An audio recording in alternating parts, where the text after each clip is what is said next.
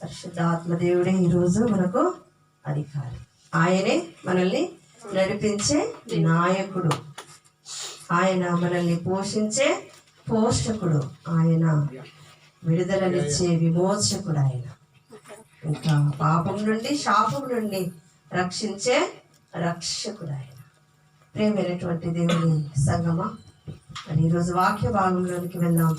పరిశుద్ధాత్మ దేవుడు మనతో మాట్లాడుతున్న మాటలను మనము కనిపెట్టి మనము ఆయన మాటలను మనము విని మన హృదయాన్ని దిద్దుకుందాము. మన హృదయంలో ఉన్నటువంటి దేవునికి విరోధమైనది ఏదైనాను వర్తిల్లదు కనుక ఆయనకు విరోధముగా రూపించబడిన ఏ ఆయుధము వర్తిల్లదు. మనకు విరోధముగా రూపించబడినటువంటి ఏ ఆయుధము కూడా వర్తిల్లదు కనుక మన హృదయంలో విరోధమైనవి ఏవైతే ఉన్నాయో అవన్నిటినీ తీసివేయాలని ఈరోజు ప్రభు మనకు తెలియజేస్తూ ఉన్నారు. యెషయా గ్రంథము 5వ అధ్యాయము.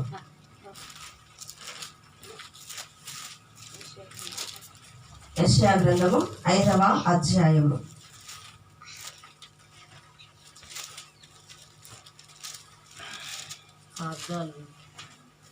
1 నుండి 7 వరకు దేవుని వాక్యం చదువు.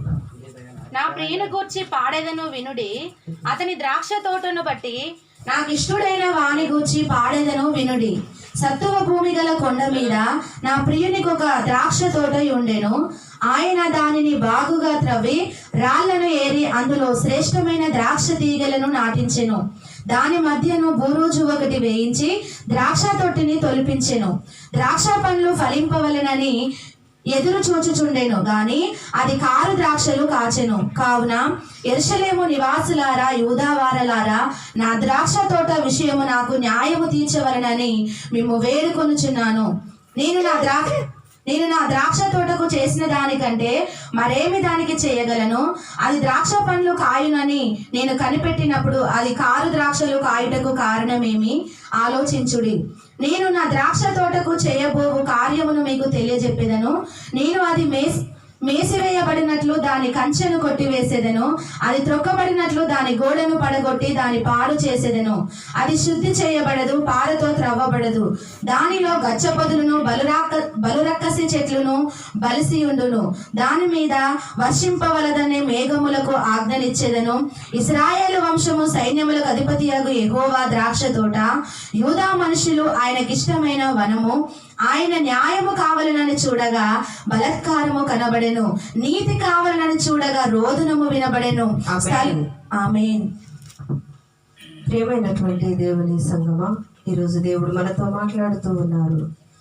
ఆయన సూటిగా స్పష్టంగా మాట్లాడుతూ ఉన్నారు. నా ప్రియుని గురించి పాడేదను వినుడి. నా ప్రియుని గురించి నేను పాడేదను వినుడి. అతని ద్రాక్ష తోటను బట్టి నాకిష్టుడైన వాని గూర్చి పాడేదను వినుడి. అతని ద్రాక్ష తోటను బట్టి నాకిష్టుడైన వాని గూర్చి పాడేదను వినుడి. సత్తువ భూమి గల కొండ మీద నా ప్రియునికి ఒక ద్రాక్ష తోట ఉండేను. సత్తువ భూమి గల కొండ మీద నా ప్రియునికి ఒక ద్రాక్ష తోట ఉండేను. ఆయన దానిని బాగుగా త్రవ్వి రాళ్లను ఏరి అందులో శ్రేష్టమైన ద్రాక్ష గెలలను నాటించెను. దాని మధ్యను బురుజు ఒకటి వేయించి ద్రాక్ష తొట్టిని తొలిపించెను. ద్రాక్ష పండ్లు ఫలింపవలెనని ఎదురు చూచుచుండెను గాని అది కారు ద్రాక్షలు కాచెను. కావున యెరూషలేము నివాసులారా, యూదావారులారా, నా ద్రాక్ష తోట విషయము నాకు న్యాయము తీర్చవలెనని మిమ్మల్ని వేడుకొనుచున్నాను. నేను నా ద్రాక్ష తోటకు చేసిన దానికంటే మరేమి దానికి చేయగలను? అది ద్రాక్ష పండ్లు కాయునని నేను కనిపెట్టినప్పుడు అది కారు ద్రాక్షలు కాయుటకు కారణమేమి? ప్రియమైనటువంటి దేవుని సంగమా, ప్రియునికి ఒక ద్రాక్ష తోట ఉన్నది. ప్రియునికి ఒక ద్రాక్ష తోట ఉన్నది. ద్రాక్ష తోటను బట్టి నాకిష్టుడైన వాని గురించి నేను పాడుతున్నాను అంటుంది. సత్తువ గల భూమి గల కొండ మీద నా ప్రియునికి ఒక ద్రాక్ష తోట ఉన్నది. సత్తువ గల భూమి గల కొండ మీద నా ప్రియునికి ఒక ద్రాక్ష తోట ఉండెను. ఆయన దాన్ని బాగా త్రవ్వి రాళ్లను ఏరి అందులో శ్రేష్టమైన ద్రాక్ష గిలలను నాటెను. ఈరోజు సంఘమును గురించి దేవుడు మాట్లాడుతూ ఉన్నారు. పరిశుద్ధాత్మ దేవుడు సంఘముతో మాట్లాడుతూ ఉన్నారు. నా ప్రియునికి ఒక ద్రాక్ష తోట ఉన్నది. ఆయన దానిని బాగు చేస్తూ ఉన్నాడు, దాన్ని త్రవ్వుతూ ఉన్నాడు, రాళ్ళను ఏరి అందులో శ్రేష్టమైన ద్రాక్ష గెలలను నాటిస్తూ ఉన్నాడు. సత్తువ గల కొండ మీద నా ప్రియునికి ఒక ద్రాక్ష తోట అనగా అది ఇశ్రాయేలు జాతిని గురించి, ప్రత్యేకించబడిన యూదా గోత్రము గురించి ఉదహరింపబడినది. ఇక్కడ దేవుని ప్రజల గురించి ఆ ద్రాక్ష తోటను పోలుస్తూ ఉన్నాడు. ప్రియమైనటువంటి దేవుని సంగమా, ఈరోజు నీ హృదయముతో దేవుడు మాట్లాడుతూ ఉన్నాడు. ఆయన మన హృదయమును దున్నుతూ ఉన్నాడు. మన హృదయాన్ని సత్తువ గల భూమిగా చేయాలని అనుకుంటూ ఉన్నాడు. ఆయన దున్నినాడు, సత్తువ గల భూమి చేసినాడు. ఆ యొక్క భూమిలో రాళ్లను ఏరి పారవేసినాడు. అందులో రాళ్ళు లేకుండా తీసి పడవేసి దాన్ని ఏం చేస్తా ఉన్నాడు? శ్రేష్టమైనటువంటి ద్రాక్ష తీగలను నాటుతూ ఉన్నాడు. శ్రేష్టమైనటువంటి ద్రాక్ష తీగలు. ఆయన మొదట మనల్ని, మన హృదయాన్ని శ్రమల చేత దున్నుతూ ఉన్నాడు, కష్టముల చేత దున్నుతూ ఉన్నాడు. ఇబ్బందుల చేత, కరువు చేత, కష్టము చేత, అనారోగ్యము చేత, వ్యాధి చేత, నిందల చేత, అపనిందల చేత, భయంకరమైనటువంటి పరిస్థితుల చేత మనల్ని ఆయన దున్ని మన హృదయంలో ఉన్న చెడుతనం అంతటిని కూడా ఆయన తీసి వేరి పారవేస్తా ఉన్నాడు. రాళ్లను రైతు రాళ్లను ఏ విధంగా అయితే ఏరి పడవేసి చదును గల భూమిగా చేసి పంట వేస్తాడో, మన హృదయాన్ని కూడా ఆయన దున్ని మన హృదయంలో ఉన్నటువంటి వ్యర్థ పదార్థాలన్నిటిని కూడా తీసి ఆయన ద్రాక్ష తీగలను నాటుతూ ఉన్నాడు. అనగా వాక్యమును ఆయన మరలా నాటుతూ ఉన్నాడు. ఆయన మన హృదయంలో ఆయన వాక్యమును నాటుతూ ఉన్నాడు. నాటినప్పుడు అక్కడ ఏమి రాయబడి, అది నాటిన తర్వాత దాని మధ్యను బురుజు ఒకటి వేయించి ద్రాక్ష తొట్టిని తొలిపించి ద్రాక్ష పండ్లు ఫలింపవలెనని ఎదురు చూచుచుండెను గాని అది కారు ద్రాక్షాలు కాచెను. ఆ పంటకు కావలసినటువంటి ఆ యొక్క ఉపయోగకరమైనటువంటి అన్నిటిని కూడా దేవుడు ఏర్పాటు చేస్తూ ఉన్నాడు. ఆ పంటకు ఏదైతే కావాలో దానిని చూస్తూ ఉన్నాడు. ఆ పంటలో ఏదైతే ఫలింపుకు పని చేస్తా ఉందో ఆ ఎరువులు ఆయన వేస్తూ ఉన్నాడు. ప్రియమైనటువంటి దేవుని సంగమా, ఈరోజు మన అంతరంగంలో కూడా మనము ఫలించాలని, మనం అభివృద్ధి చెందాలని ఆయన తన ప్రాణముని మన కొరకు ఇచ్చినాడు. కానీ ఆయన ఏం చేస్తా ఉన్నాడు? ద్రాక్ష తీగలను నాటి గురుజు ఒకటి నాటించి దానికి చుట్టూ ప్రాకారాలను కట్టించి ఇంకా ఏం చేస్తా ఉన్నాడు? ద్రాక్ష తోట పండాలని, ఫలింపు రావాలని ఆయన ఎదురు చూస్తున్నాడు. కానీ కారు ద్రాక్షాలు కాస్తా ఉన్నాయి. ఈరోజు ప్రియమైన దేవుని సంగమా, నీవు నేను కూడా ఆ విధంగానే ఉన్నాము. మనలో నుండి మంచి రావాలని దేవుడు చూస్తూ ఉన్నాడు. మనలో నుండి నీతి, యథార్థత, పరిశుద్ధత రావాలని, ప్రభు కొరకు మనం ఫలించాలని దేవుడు చూస్తూ ఉన్నాడు. కానీ మనము మాత్రము కారు ద్రాక్షాలు ఫలిస్తున్నాం. దేవుడు అడుగుతా ఉన్నాడు, నా బిడ్డల గురించి నేను ఇంత కష్టపడ్డా కదా, ఆ పంట గురించి నాకు న్యాయము చేయండి అని నేను అడుగుతా ఉన్నాడు. ఈరోజు నేను ఫలించట్లేదు. దేవుడు ఎన్ని రకాలుగా మన ఎదుటకు ఆయన పరిశుద్ధతను తీసుకొని వచ్చినా మన అంతరంగంలో యథార్థత లేదు, మంచితనము లేదు, మోసము, కపటము, వేషధారణ, ఇంకా అనేకమైన అబద్ధములు, ఇంకా అనేకమైనటువంటి దేవునికి విరోధమైనటివి మన హృదయంలో ఉన్నాయి. కాబట్టి దేవుడు మన హృదయాన్ని చూసినప్పుడు ఆయన అంటా ఉన్నాడు, నేను నా ద్రాక్ష తోటను చూడగా కారు ద్రాక్షాలు కనబడుతా ఉన్నాయి. నేను నా బిడ్డల హృదయాలను చూడగా అందరూ చెడిన వారుగా ఉన్నారు అని మాట్లాడుతూ ఉన్నాడు. ప్రియమైనటువంటి దేవుని సంగమా, దేవుడు నీతో నాతో స్పష్టముగా మాట్లాడుతూ ఉన్నాడు. నాకు న్యాయము చేయండి అని ఆయన అడుగుతూ ఉన్నాడు. నీ గురించి, నా గురించి దేవుడు నాకు న్యాయము చేయండి అని అడుగుతున్నాడేమో. పరిశీలన చేసుకుందాం.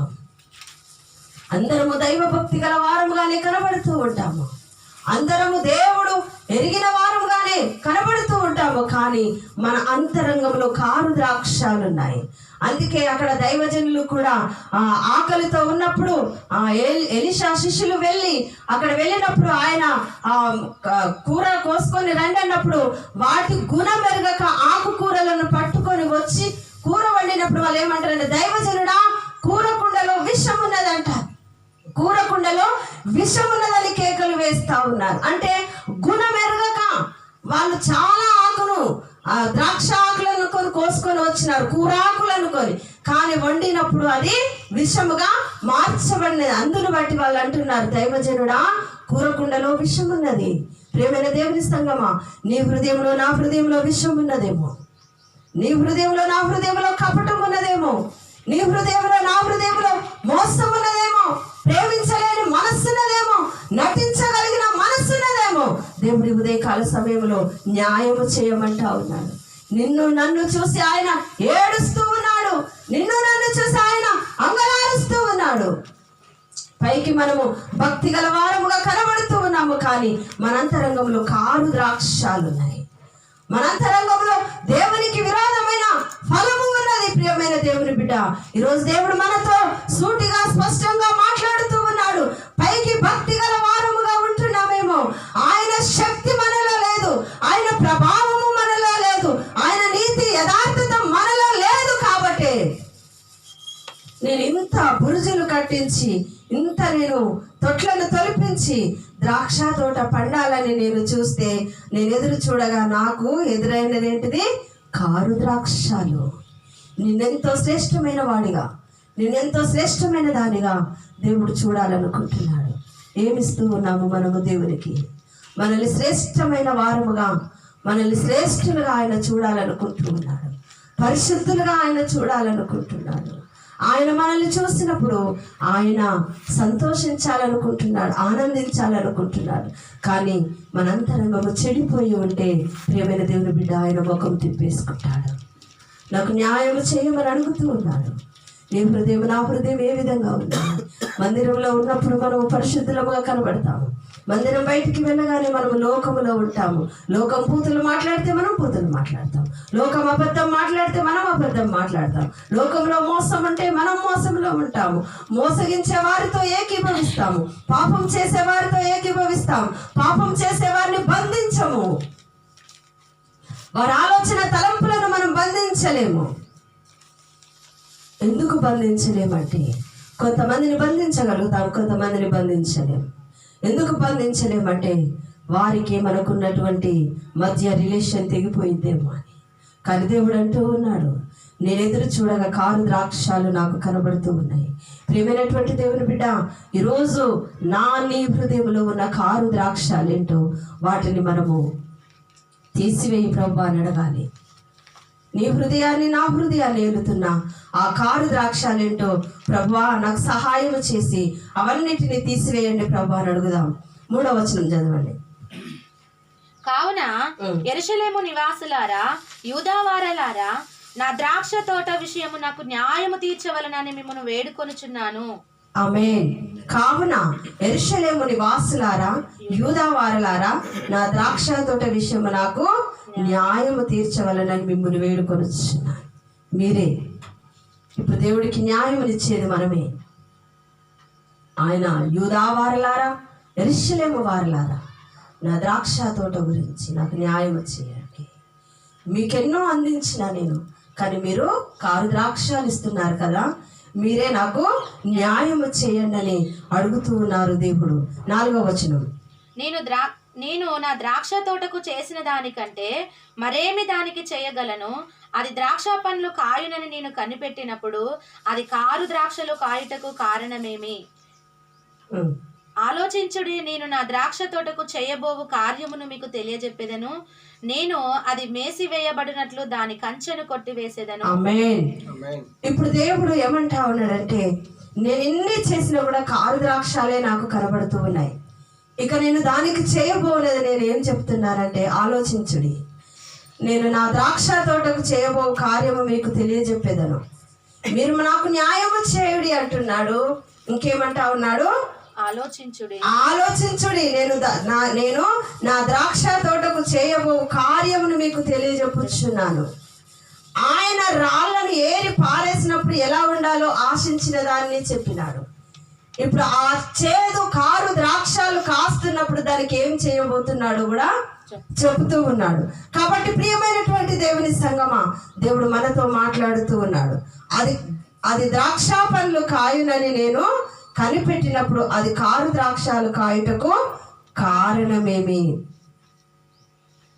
ఇంకేం చేస్తాడంటే, ఆలోచించుడి, నేను నా ద్రాక్ష తోటకు చేయబో కార్యం మీకు తెలియజెప్పేదను. నేను అది మేసివేయబడినట్లు దాని కంచెను కొట్టి వేసేదను. పై వచనంలో కంచె వేసినాడు, ఇక్కడికి వచ్చేసరికి కంచెను తీసివేస్తూ ఉన్నాడు.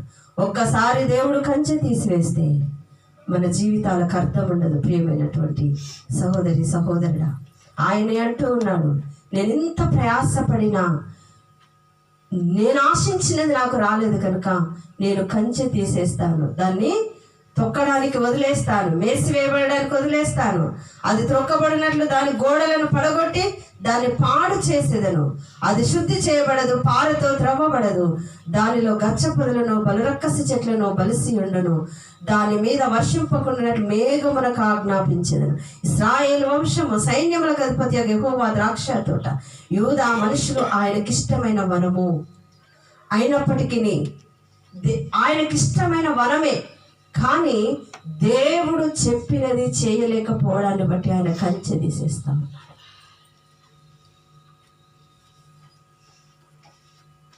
చాలాసార్లు దేవుడు మనల్ని విడిచిపెట్టమన్న వాటిని మనం విడిచిపెట్టాం. చాలాసార్లు దేవుడు ఏదైతే ఆయనకు అనిష్టమైనది మన హృదయంలో ఉన్నదో అది విడిచిపెట్టమంటాడు. కానీ మనం దాన్ని విడిచిపెట్టాము. దాన్ని ఆ విధంగానే ఉంచుకొని వృద్ధి చేసుకుంటూ ఉంటే దేవుడు కంచె తీసేస్తాడు. ప్రభు సన్నిధికి వచ్చినామంటే, ప్రభు పాదాల చెంతకు వచ్చినామంటే మన ప్రాచీన స్వభావమును మనం విడిచిపెట్టాలి. దేవునికి విరోధమైనటువంటి స్వభావమును మనం విడిచిపెట్టాలి. అప్పుడు దేవుడు మనల్ని ఫలింపులోనికి తీసుకొని వస్తారు. అప్పుడు దేవుడు మనల్ని ఆశీర్వాదంలోనికి తీసుకొని వస్తారు, దీవెనలోనికి తీసుకొని వస్తారు. ప్రియమైనటువంటి దేవుని సంగమా, యెషయా గ్రంథం 27వ అధ్యాయము, యెషయా గ్రంథము 27వ అధ్యాయము 2వ వచనము. ఆ దినమున మనోహరమగు ఒక ద్రాక్ష వనముండును, దాని గూర్చి పాడుడి. యెహోవాను నేను దానిని కాపు చేయుచున్నాను, ప్రతి నిమిషమున నేను దానికి నీరు కట్టుచున్నాను, ఎవడునో దాని మీదకి రాకుండానట్లు దివారాత్రము దాన్ని కాపాడుచున్నాను. ఆమేన్. ఇక్కడ చూసినట్లయితే ప్రియమైనటువంటి దేవుని సంగమా, ఆ దినమున మనోహరమగు ఒక ద్రాక్షావనముండును, దాని గురించి పాడుతున్నాను, దాని గురించి పాడుచున్నాను. యెహోవా అను నేను దానిని కాపు చేయుచున్నాను. ఆ దినములలో మనోహరమగు ఒక ద్రాక్షావనముండును, దాని గురించి పాడుడి. యెహోవా అను నేను దానిని కాపు చేయుచున్నాను, ప్రతి నిమిషము నేను దానికి నీరు కట్టుచున్నాను, ఎవడును దాని మీదకి రాకుండానట్లు రాత్రి దీవారాత్రము దాన్ని కాపాడుచున్నాను. దేవుని వైపుకు తిరిగితే మన శారీరకమైన మనలో ఉన్నటువంటి దుష్ట ఆలోచనలను విడిచిపెడితే, ప్రభువే మనకు ఆధారం అనుకుంటే, ఆయనే మనల్ని నడిపిస్తారనుకుంటే, మనకు మనముగా చేస్తున్న ఆ సొంత ఆలోచనలు కానీ సొంత ప్రయత్నాలు కానీ ఇంకా ప్రభువుకు విరోధమైనవి ఏవైనా వాటిని విడిచిపెడితే, ప్రభువులాగా మనము ఆయన స్వారూప్యంలోనికి మనము మార్చబడితే, ఇంకొక కొత్త కీర్తన పాడుతున్నాడు, నేను దానిని కాపు చేయుదును, ఆయనే కాపు చేయుచున్నాడు, ప్రతి నిమిషము నేను దానికి నీరు కట్టుచున్నాను, ఎవడును దాని మీదకి రాకుండానట్లు దీవారాత్రము దానిని కాపాడుచున్నాను. నా యందు క్రోధము లేదు, గచ్చ పొదలను బలురక్కసి చెట్లను ఒకవేళ ఉండిన ఎడల యుద్ధము చేయి వాని వలె నేను వాటిలోనికి వడిగా చొచ్చి తప్పక వాటిని కాల్చివేయుదును. అక్కడ గచ్చ పొదలు మొలిపిస్తానంటున్నాడు, బలురక్కసి చెట్లు మొలిపిస్తున్నానంటున్నాడు, కంచె తీసేస్తానంటున్నాడు, తొక్కించేస్తా అంటున్నాడు. అన్ని రకాలుగా దేవుడు అక్కడ ప్రతీకారం తీర్చుకుంటున్నాడు. ఎప్పుడైతే యూదా ఇశ్రాయేలు ప్రజలు మరలా మనస్సు మార్చుకొని ప్రభు యొద్దకు తిరుగుతున్నారో, దేవుడు నాటిన మనము, ఆయన అంటున్నారు గచ్చ పొదలు బలురక్కసి చెట్లు గనుక ఒకవేళ ఉంటే యుద్ధము చేయువాని వలె నేను వాటిలోనికి వడిగా చొచ్చి తప్పక వాటిని కాల్ చేస్తాను. మనము కనుక దేవునికి ఇష్టమైన వారముగా మనం ఉంటే మన అంతరంగంలోనికి ఎలాంటి అపవాది దాడి అయిన, అపవాది క్రియ అయిన, అపవాది ఆలోచన అయిన, అపవాది తలంపైన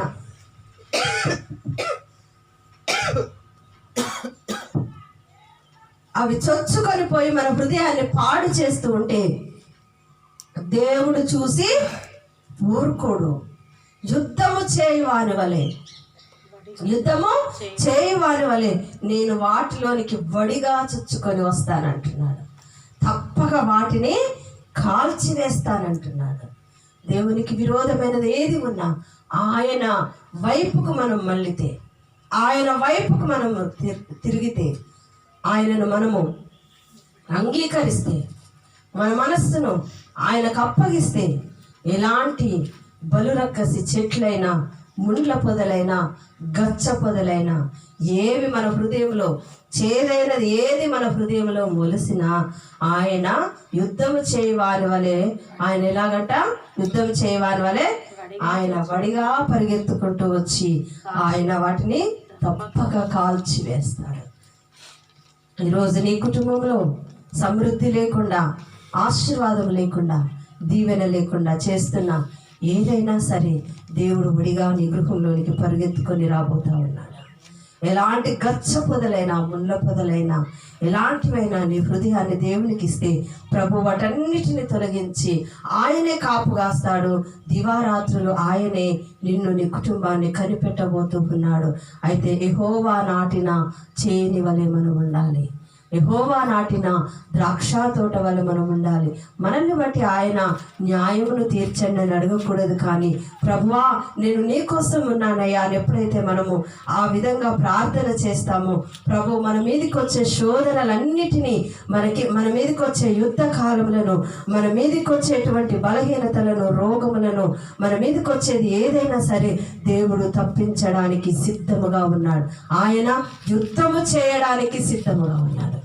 మన మీదకి వచ్చే వ్యతిరేకతలతో ఆయన యుద్ధము చేస్తాడు. అందుకే ఆ ఊరక ఉండి చూడుడి, యుద్ధము యెహోవాది. ఊరక ఉండి చూడాలి. యుద్ధం చేసేది ఎవరు? ఆయన యుద్ధము చేస్తారు. కాబట్టి ప్రియమైనటువంటి దేవుని బిడ్డలారా, ప్రభు మనతో మాట్లాడుతూ ఉన్నారు. 5వ వచనం,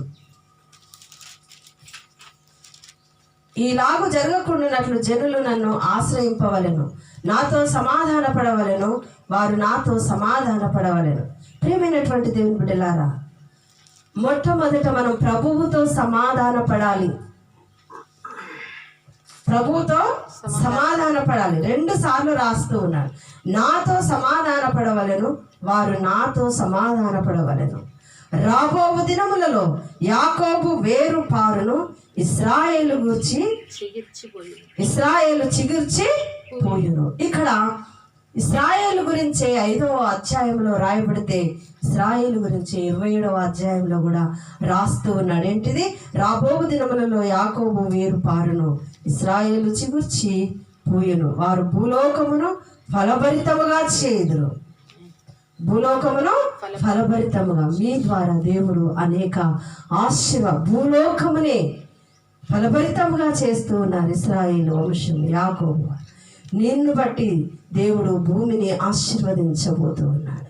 నిన్ను బట్టి దేవుడు నీ కుటుంబాన్ని ఆశీర్వదించబోతూ ఉన్నాడు. అయితే మొదటగా యెషయా గ్రంథం 5వ అధ్యాయంలో మాట్లాడిన మాటలు ఏవైతే మన హృదయంలో ఉన్నాయో వాటిని వేళ్లతో సహా పెరికివేయండి ప్రభా. 27వ అధ్యాయము 2వ వచనములో నుండి ఉన్న మాటలను నా హృదయంలో మీరు స్థిరపరచండి ప్రభా. నా హృదయంలో మీరు వాటిని ఫలభరితమైనటువంటి వాక్యముగా నాలో మీరు వాటిని ముద్రించండి ప్రభా అని ఎప్పుడైతే మనం ప్రార్థన చేసి అతిక్రమములు చేయవాడు వర్తిల్లడు, కానీ వాటిని ఒప్పుకొని విడిచిపెట్టాలి.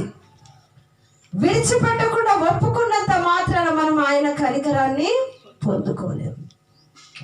ఆయనతో సమాధాన పడాలి. దేవునితో మనకు సమాధానము కావాలి.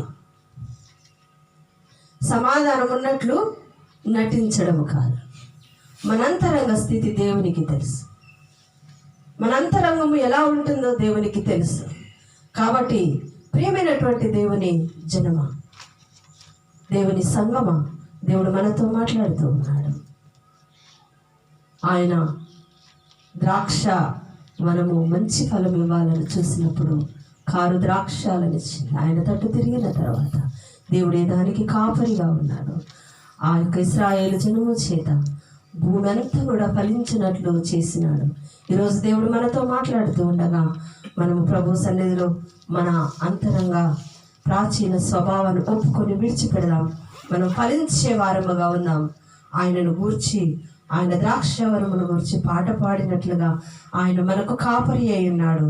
యెహోవా అను నేను దానిని కాపు చేయించినాను. మనల్ని కాపు చేసేది ఆయనే, మనల్ని ఆయన కాపాడేది ఆయనే, మనకు నీరు కట్టేది ఆయనే. ఎవరు కూడా మన మీదకి రాకుండా, శత్రువు రాకుండా కాపాడేది ఆయనే. దీవారాత్రులు మనకు కాపరి ఆయనే. ఆయన మన మీద క్రోధం ఉంచలేదు. మనలో ఉన్నటువంటి గచ్చ పొదలు బలరకసి చెట్లు నిండిన ఎడల ఆయన యుద్ధము చేయవాని వాళ్ళు ఒడిగా చుచ్చుకొని వచ్చి ఆయన వాటిని తప్పక కాల్చివేయను. దేవుడి మాటలు మన వినికిడిలో దీవించి ఆశీర్వదించి ముద్రించును గాక. ఆమేన్. అందరము